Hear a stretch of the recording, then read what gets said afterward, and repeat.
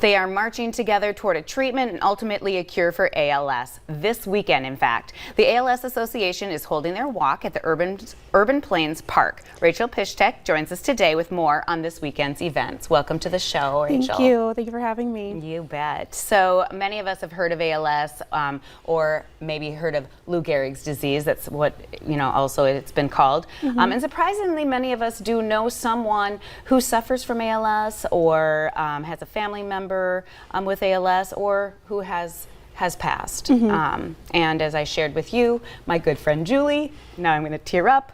And it's been a few years, but so I'm with you on this. I know I am familiar with the walk and all of that. So tell us first of all, though, for those that aren't familiar with ALS, and then your chapter. Your chapter is North Dakota, Minnesota, and South Dakota, Yep, correct? that's correct. Okay. Tell us a little bit about all that. Yeah, so ALS stands for amyotrophic lateral sclerosis, and it's a neurodegenerative disease where it can either begin bulbar, meaning vocal cords and swallowing and all of that starts to decline, or your motor skills start to decline, but essentially your brain isn't sending the right transmitters to the rest of your body, and slowly your body starts to decline where you can't speak, move, eat, and then eventually breathe, which is how most of our folks pass away.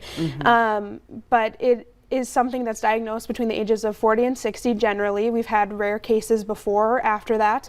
And we at the Minnesota, North Dakota, South Dakota chapter of the ALS Association, our purpose is to provide services and programs for those living with ALS where hopefully friends and family don't have to spend $1 or lift a finger, really. We offer volunteers to come into the home and do chores around the house. We give any type of equipment that you could ever possibly need, from a device that will zip up your clothes for you all the way up to a power wheelchair. Wow. Yes. Amazon Alexas, Google Nest, to keep your home comfortable, any of that type of stuff, and so that people can communicate. And then we also offer respite care for caregivers, so that a professional comes into your house. You can go get a haircut, you can go to a movie, you can go whatever you need to do for your own self-care while your loved one is being taken care of. So anything you can think of.